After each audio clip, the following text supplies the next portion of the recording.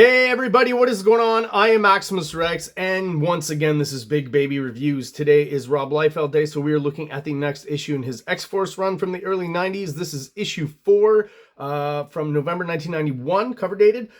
This is Sabotage Crossover Part 2. I like to actually consider it Part 3. We've talked about this in the last review, I think, with Spider-Man 16, which is officially Part 1.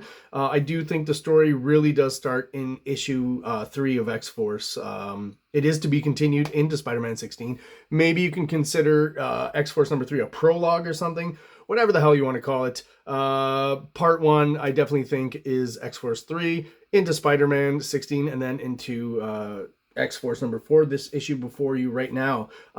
Just like Spider-Man 16, which we reviewed last Friday, this issue is also a sideways issue, so I've had to adapt my camera here. Not the easiest thing. I really have to pull it back far to get it all when we open it, because the format's a lot bigger. But you'll see when we actually take a look at that. The actual cover here, another kind of interesting drawing, Spider-Man drawing by Rob Liefeld. We don't get a lot of those, so definitely fun to see this. Definitely kind of a McFarlane-inspired Spider-Man for sure.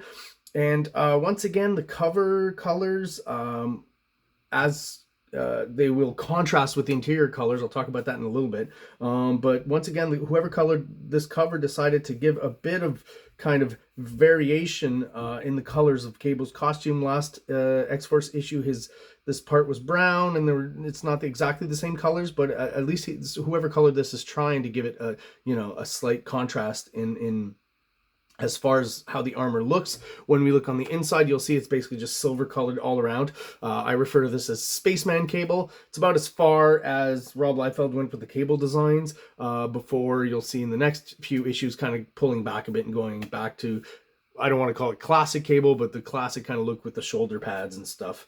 I guess this is where the experimentation with Cable's costume kind of, hit its pinnacle with Rob Liefeld. And this costume, I don't think ever came back at any point. But another kind of example of 90s excess, and Rob Liefeld just constantly updating and changing Cable's costume from the original iteration, again with the shoulder pads and the gauntlet with the spikes, to, again, its most, I think, probably its most extreme version. I've mentioned before, he basically looks kind of like Strife without a helmet, or at least not far off.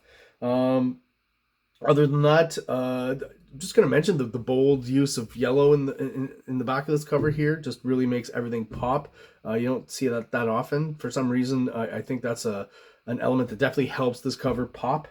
So without further talking about this, we're going to move on with the inside and see what's going on there.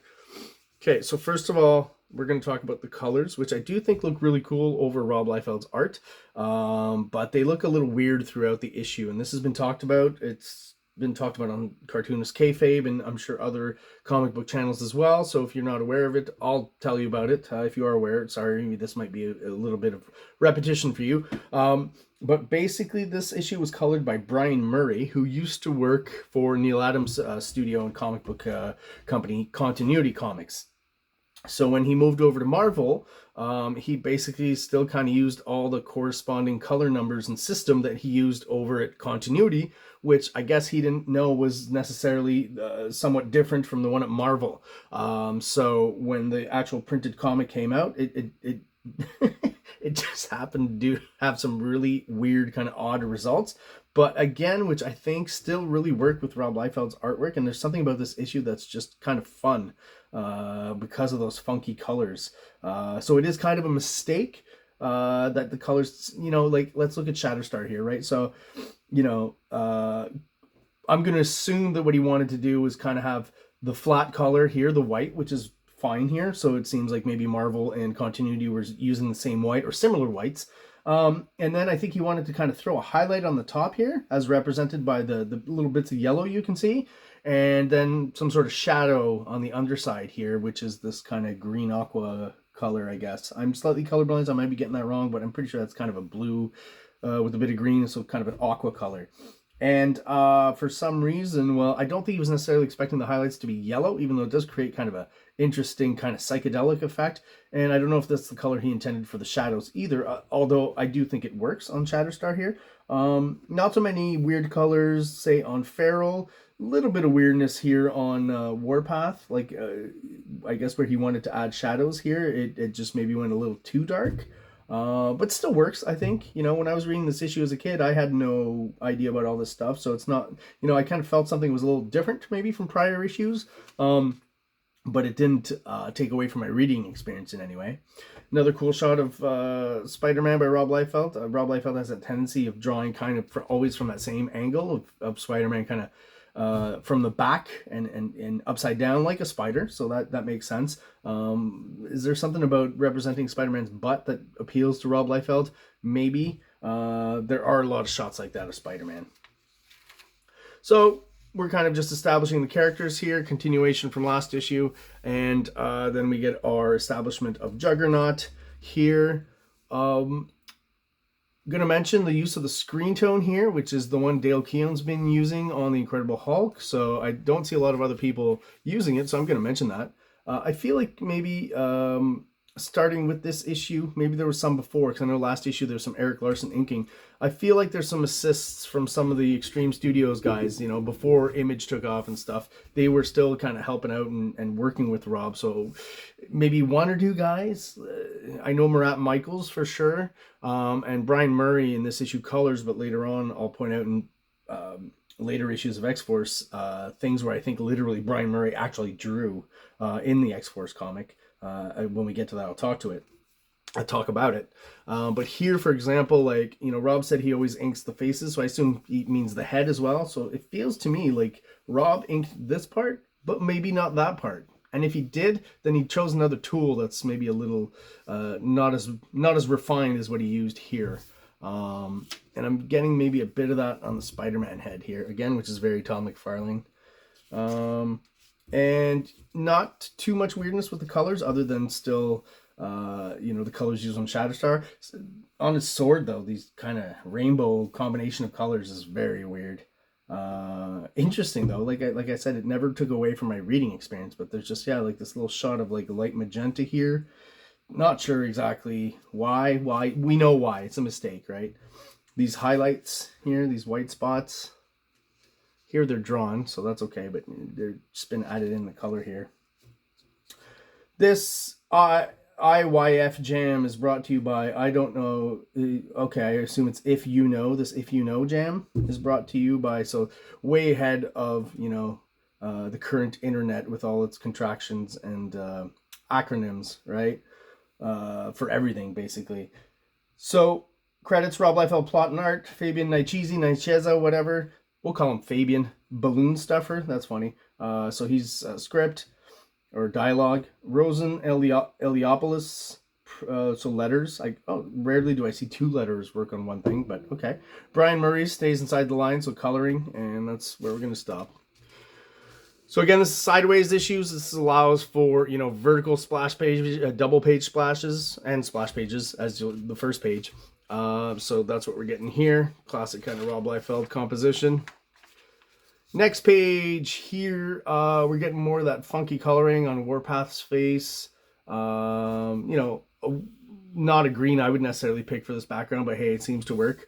And there's something here that's kind of, I wouldn't say it's an actual swipe, but I feel like McFarlane kind of did this exact kind of shot in Spider-Man 16 where, you know, the X-Force is on the left kind of moving in on Juggernaut. So I don't know if that's like a wink or something, but I think it's cool. Here he's giving us, you know, more of a classic Todd McFarlane pose, Rob Liefeld style, so that works for me.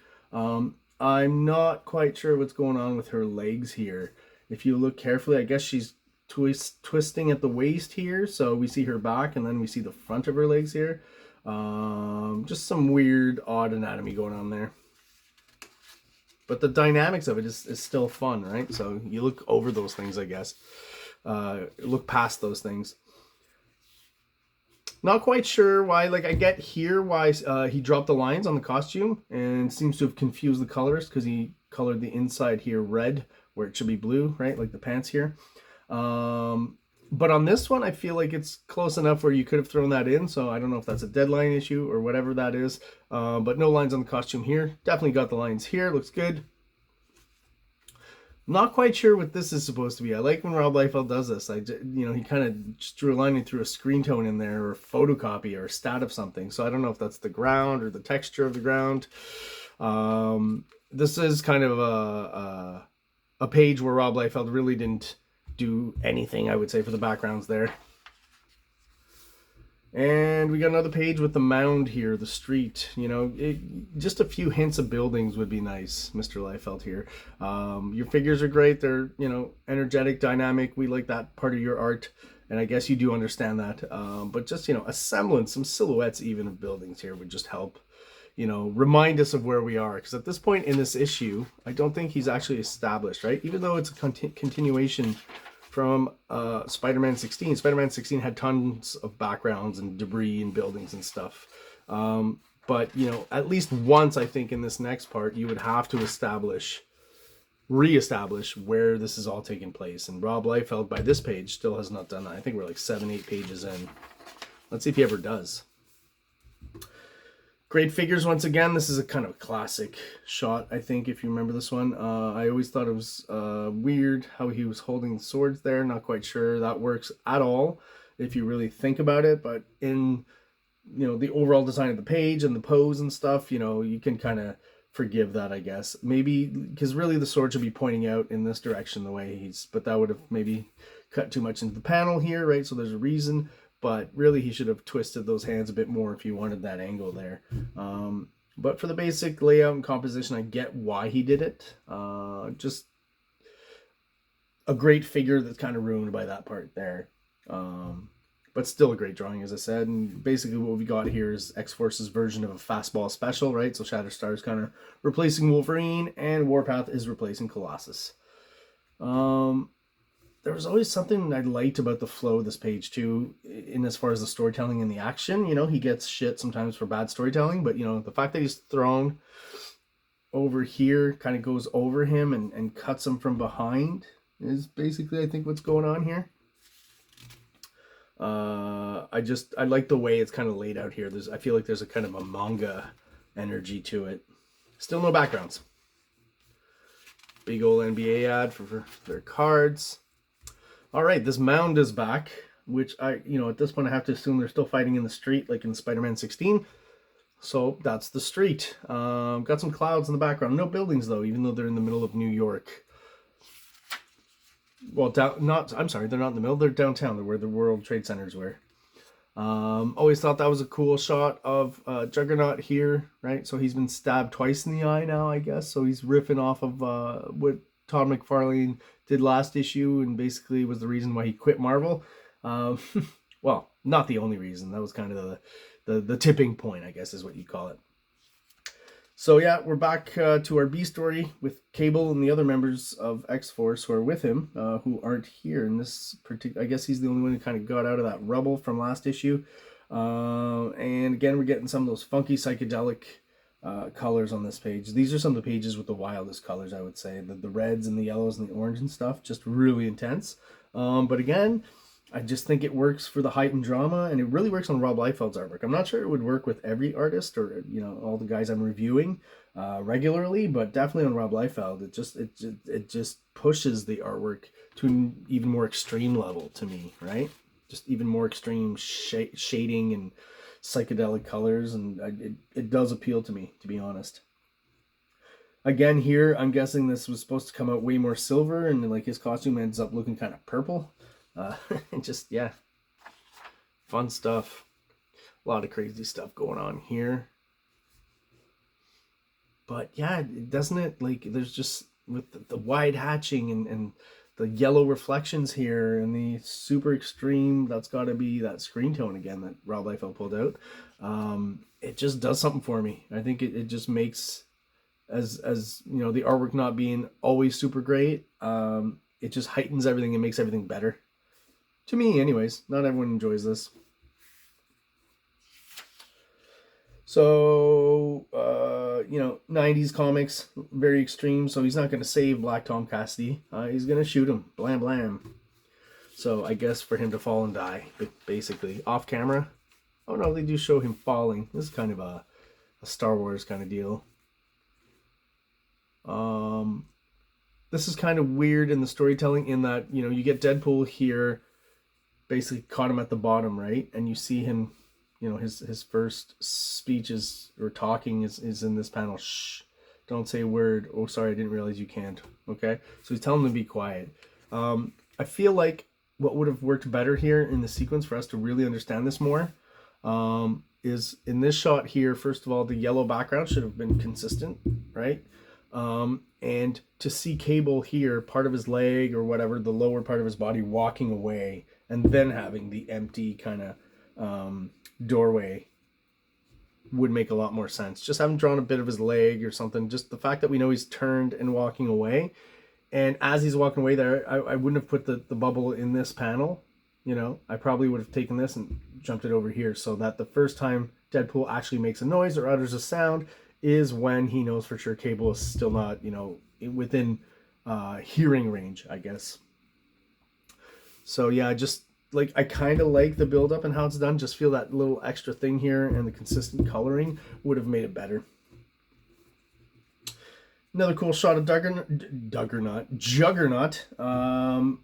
Here, two characters' body parts disappear. So Warpath is missing an arm, and Siren is missing the rest of her leg here in the back. And some of the more kind of psychedelic, interesting colors once again pop up in the sequence with the GW Bridge, right? Still hunting down X-Force, of course. I like just the weirdest colors here, right? This blue kind of reflection on his face, but of course with the backgrounds, the Barry Windsor Smith Weapon X kind of thing, with the funky colors. So he's probably looking at a bluish green screen here. So I do still think it works. As odd as it looks out of context, if you just look at this panel. Within the story, it totally works, and just this whole sequence, the overall blue kind of tint of it, I think is cool.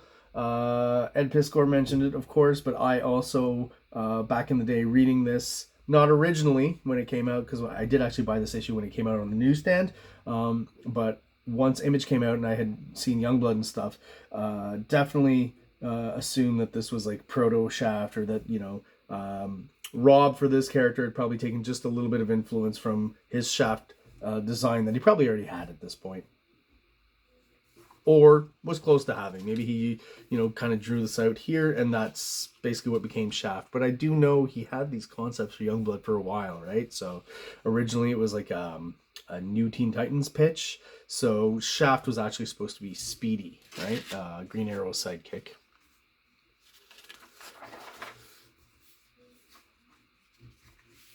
All right, so they finally figured out how to get Juggernaut's helmet off, which apparently is at least part of where his power comes from, right? And the fact that it's off does make him more vulnerable. So X-Force are kind of the team that goes for broke, right? They're not just trying to stop him. They're trying to, you know, I assume kill him. You know, edgy 90s stuff. As the Image comics coming out, you know, free from the Comics Code and stuff by these guys would show. Most of the characters, you know, most of the things they did was basically take kind of Marvel comic tropes and make them just more gory and more violent and add more death, right? That was kind of the thing that, you know, was missing from comics. And I say missing, I mean, comics generally were meant for, you know, kids and, you know, early teens. So there's an understanding, obviously, why the Comics Code was there to, you know, according to them, protect kids from certain violent aspects of comics. Obviously, they crept back in slowly but surely. And then Image, who just, there was no legal reason to submit to the Comics Code. They just kind of went crazy with that stuff. But you can see, like, tinges of it here, right, in early X-Force, that, you know, X-Force and Youngblood, there's really not that much of a difference between the two teams, really. And most of their plot lines as well. So, yeah, I do have to say that, you know, with the funky coloring, there's also, if you really pay attention, because the color can really take a lot of attention away from the art. Rob Liefeld is just hatching the shit out of Cable here. Like, I think this issue is probably also the highest, or the highest volume of wide open hatching that Liefeld does. This panel here is ridiculous with, like, the, you know, the bit of dust down here that's all hatched in the backgrounds and Cable. It's a hatching smorgasbord. So again, just those quick, you know, Deadpool just shows up, what, out of a sewer, like a Ninja Turtle. That's what it feels like. And how, the size of his hand, how is he going to grab, you know, and get a hold on Juggernaut, you know? Just don't understand it. And they teleport away. X-Force probably still has his helmet. So was it ever resolved as to how Juggernaut got his helmet back for the next storyline he showed up in? I don't know. If anyone has an answer to that, let me know in the comments. And this is Fabian doing some tongue-in-cheek kind of dialogue. He says, he teleported away? Why do they all teleport away? I think he's commenting on Rob Liefeld plot lines sometimes in some of this dialogue, right? So he's having to make sure that hopefully Rob's plotline makes sense throughout the dialogue. So he's having to explain things and whatever. And occasionally he'll do these little bits of dialogue that I think are a crack at the actual plot by Liefeld. But I do like this kind of idea that he's always got Spider-Man upside down and hanging, and I think that's a good idea. Probably helps him out too with not having to draw too much of him. But there's always something I liked about this panel here with Cable and Spider-Man together. Just cool drawing. And it's got, like, he really went hog wild on the it almost looks like a Apocalypse Now kind of background. If you don't know what that movie is, go check it out. Great stuff. And we get Shaft again with a different, you know, color code. I like this character here, like very Liefeld in a lot of the design, but the helmet and stuff I find is a little bit different. Like this is a Liefeld design that I think should be used more, and I don't see. I've only really kind of seen it here, and sometimes some of his henchmen have this look, right? Just I like this. That we get a bit of background now from Rob Liefeld throughout this whole issue. Just like, oh my god, a semblance of it right here and here. I do kind of like what he does here, but man, he is not interested in drawing those buildings. Some more psychedelic farts coming out of Cable's butt here in this panel. Just this is another example of a page with some really cool, funky colors. And, you know, again, where are you going to get a wide open area like this in New York City, right? Like, definitely not. I've been to, you know, where the World Trade Center 1 is, I think it's called now, but, you know, where the World Trade Centers were, and, like, it's skyscrapers all around. You can almost not see the sky unless you look straight up. So here it looks like he's in a borough of New York somewhere. Maybe he's in Jersey. I don't know. And they're possibly, at least these two guys in the helicopter, are just kind of floating there. They're not actually touching the ground, which is odd. You know, if at least they were right on that, you know, border that kind of acts as a horizon line as well within the arc. But they're all floating a little bit. Weird. All right, and of course, as with almost every other issue, X-Force gets in their ship and flies away. We get some more funky backgrounds here, color in the hair. That's another kind of colorful one. Like, what's going on? Just some weird choices. Also, it almost starts to look like Kirby kind of tech or something, or buildings. You know, where like he put in the flat red and then just, oh, let's throw in these yellow rectangles. Just an odd choice. And here too, let's throw in the red in these little triangle hatchy shapes. And then just do a little yellow dot in the middle. So it's like a light display or LED cable or something. I don't know. And this last panel is just hilarious as far as deadlines go. Like, man, is that like... That must have taken all of 2 minutes. But it's effective. I'm not saying it's bad. It does what it's supposed to, storytelling-wise. And it says, ciao, next issue, the Brotherhood of Evil Mutants returns, excuse me.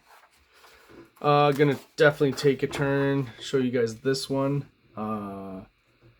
There was kind of a little bit of a romance between, I guess, Mike Mignola and X-Force in the X-Men office in and around this time. So he did a poster in Wolverine way back in one of the Mark Silvestri Wolverine issues I reviewed. Fucking awesome. Go check it out. I think it's one of the best Mike Mignola drawings I've ever seen. This one's not too far off. This is a point in Mignola's art where he really kind of worked out how to shade things in his, you know, distinct Mike Mignola style. But I felt like he was still kind of making effort as insofar as, like, you know, detail and there's almost it's almost GF Darrow mixed in with or tempered with Mike Mignola. Still detailing things very well. Still doing like fairly open shapes with some folds here with Shatterstar. You know, he's still got his heavy shadows everywhere, but maybe just a little more kinetic, a little more detailed. I don't know exactly how to describe it. A little cleaner. a little more attention to detail with the guns and stuff. Just really, really like this. Really cool illustration here. And he does do an issue of X-Force. I think it's 7 or 8. Anyways, when I get there, obviously I will review it because it's a great issue. And after that, he was actually, before he moved on to Dark Horse to do his own creator-owned character, Hellboy, he was supposed to do an X-Men Fantastic Four miniseries. You can go online and check out the pinups. Just write Mignola X-Men Fantastic Four or something like that. And there's 1, maybe 2 pinups, right? And that would have been an awesome series because it's the art is very much of this period here, and you know, it's almost like Mignola doing Image 90s extreme stuff, I guess is how you describe it, with lots of tech, you know, like the characters that you see, Cyclops, Wolverine, the Thing, they all have kind of gear added on. It's very 90s, but in the Mignola style, so I think it's very cool. Fortunately, never got to actually producing it, so Mignola's talked about this in an interview where he was at odds with one of the editors, and the editors were saying his work was shit, or something like that. I'm kind of paraphrasing from what he said, but basically that pushed him out, and he said, screw it, I'm going to go and take this Dark Horse deal, and the rest is history, because he created Hellboy, and he's all the better for it, obviously, and he's reaped the benefits of his own hard work in the comics industry, and then creating his own character that he gets to decide the fate of, right, when it comes to marketing and branding and all that stuff. So good for him in that move, but unfortunately we lost out on that X-Men Fantastic Four miniseries. Boo-hoo-hoo.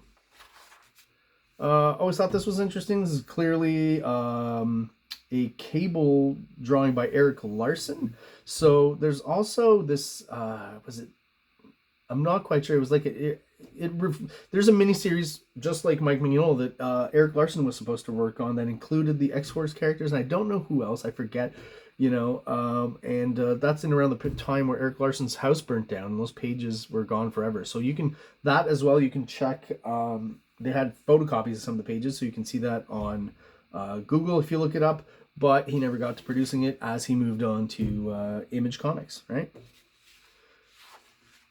And the Savage Dragon. So there you have it, guys. Ooh, let me put that in the right orientation. That was X-Force issue 4. Thank you guys for watching. Those who are subscribed, I really appreciate it. And those who are still hanging in there with me, those who aren't subscribed, please do so below. It really helps out the channel, helps get us out there to other people with like-minded interests. Just want to thank everyone out there, and everyone have a great day. Like, subscribe, like, subscribe.